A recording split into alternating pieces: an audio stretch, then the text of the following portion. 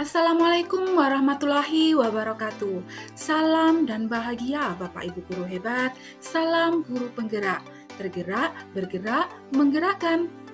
Pada video kali ini, saya akan memaparkan koneksi antar materi tentang keterkaitan konsep budaya positif dengan modul 1.1, modul 1.2, dan modul 1.3.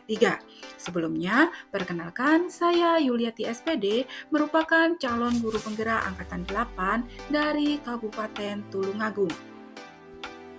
Nah, sampai saat ini saya telah menyelesaikan pembelajaran pada modul 1, yakni meliputi modul 1.1 tentang filosofi Ki Hajar Dewantara, kemudian modul 1.2 tentang nilai dan peran guru penggerak, dan modul 1.3 tentang visi guru penggerak, serta yang terakhir adalah modul 1.4 tentang budaya positif. Adapun keempat materi pada modul 1 ini ditujukan untuk guru dapat mewujudkan murid yang berkarakter sesuai dengan profil pelajar Pancasila. Adapun kesimpulannya adalah seorang guru yang baik selain harus menjadi pemimpin pembelajaran, ia pun harus mampu mewujudkan budaya positif di sekolah.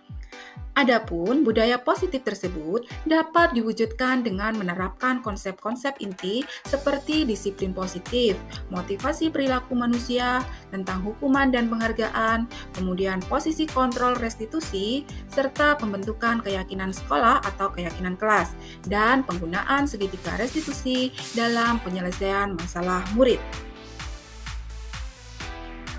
Selanjutnya, sebagai guru penggerak, peran saya dalam menciptakan budaya positif di sekolah adalah dengan melakukan pengimbasan atau menasikan tentang konsep budaya positif di sekolah. Saya juga harus proaktif dalam berkolaborasi dengan berbagai pemangku kebijakan untuk menciptakan program kebajikan di sekolah, serta menempatkan diri pada posisi dan fungsi kontrol manajer ketika saya harus berhadapan dengan permasalahan murid. Dalam praktek penerapan posisi kontrol manajer tersebut, saya harus selalu mengedepankan tahapan segitiga restitusi dalam memecahkan masalah dan mencari solusi. Selanjutnya, visi guru penggerak menjadi panduan utama dalam menciptakan lingkungan sekolah yang aman, nyaman, dan berbudaya positif dengan perencanaan reflektif mengikuti alur bagja sehingga saya dapat berkomitmen untuk membangun karakter luhur peserta didik serta turut mewujudkan profil pelajar Pancasila di sekolah. Kemudian, sebagai pemimpin pembelajaran, saya berharap mampu memberikan pengalaman belajar bermakna serta dapat memfasilitasi tumbuh dan berkembangnya potensi diri murid sesuai dengan kodrat alam dan kodrat zamannya. Pada akhirnya, saya ingin memaksimalkan peran saya dalam menuntun murid sesuai filosofi pendidikan nasional oleh Ki Hajar Dewantara guna mewujudkan manusia yang berbudi pekerti luhur dan berwawasan kebinekaan global. Selanjutnya, pada pemaparan koneksi antar materi ini, saya akan menjelaskan tentang pemikiran reflektif terkait pengalaman belajar, kemudian analisis untuk implementasi dalam konteks JKP, selanjutnya membuat keterhubungan. Yang pertama adalah pemikiran reflektif terkait pengalaman belajar. Pengalaman belajar atau materi pembelajaran yang baru saja saya peroleh di sini adalah tentang disiplin positif. Disiplin positif merupakan suatu cara penerapan disiplin yang mengajarkan anak untuk bertanggung jawab dan menumbuhkan motivasi dalam diri atau motivasi intrinsik berdasarkan nilai-nilai kebajikan.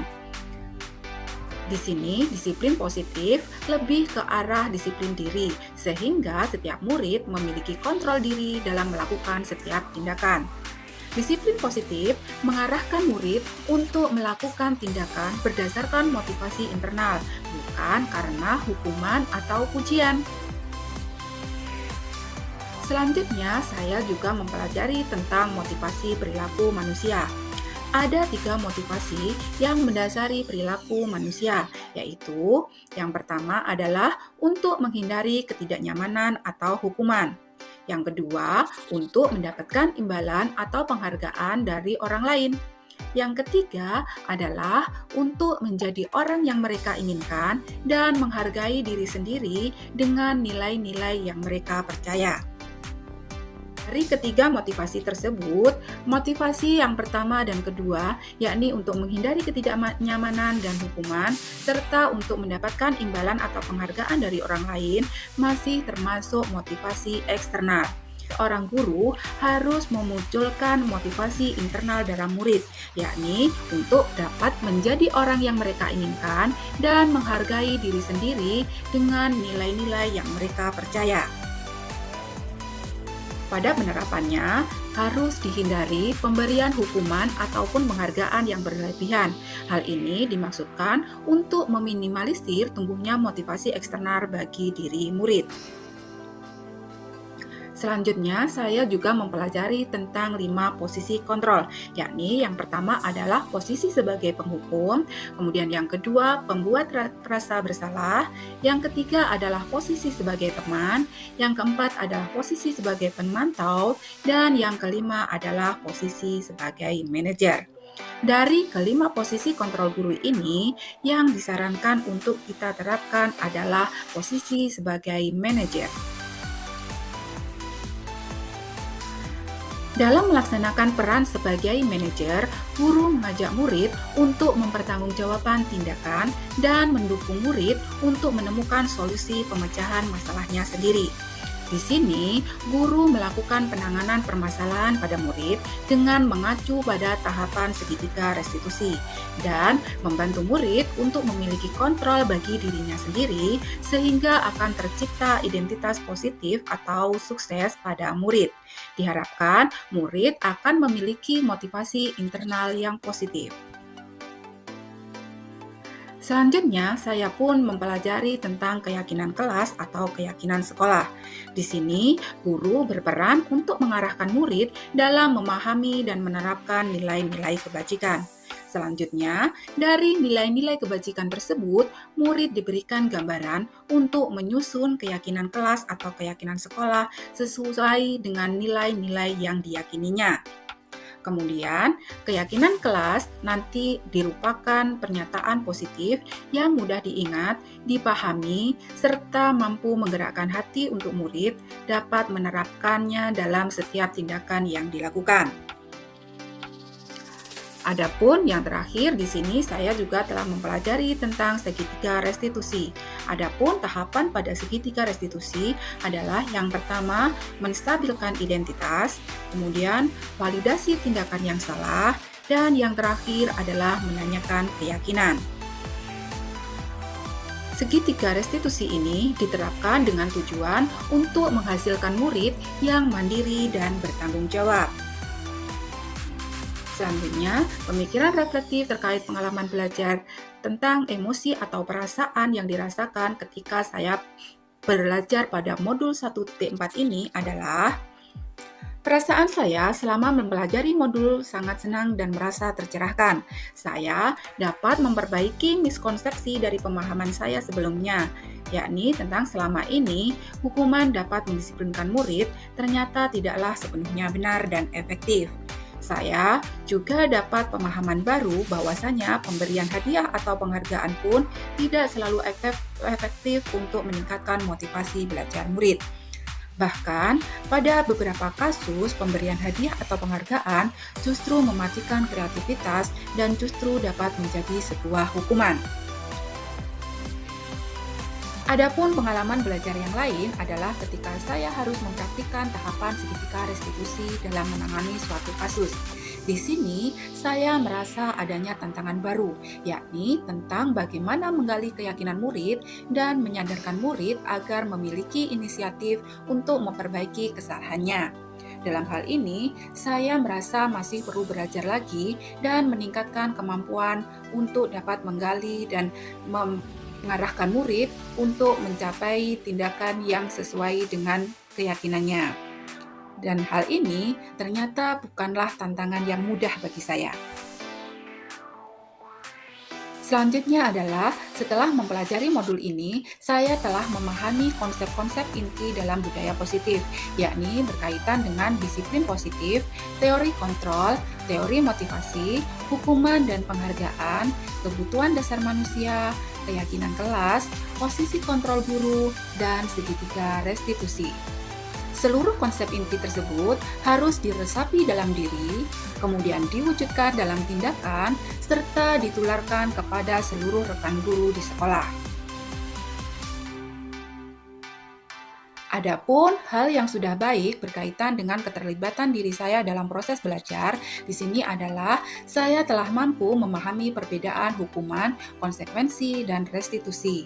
Kemudian, saya berusaha menempatkan diri pada posisi manajer ketika berhadapan dengan kasus atau permasalahan murid. Kemudian, saya telah dapat mengarahkan murid untuk membuat keyakinan kelas berdasarkan nilai-nilai kebajikan yang diyakininya.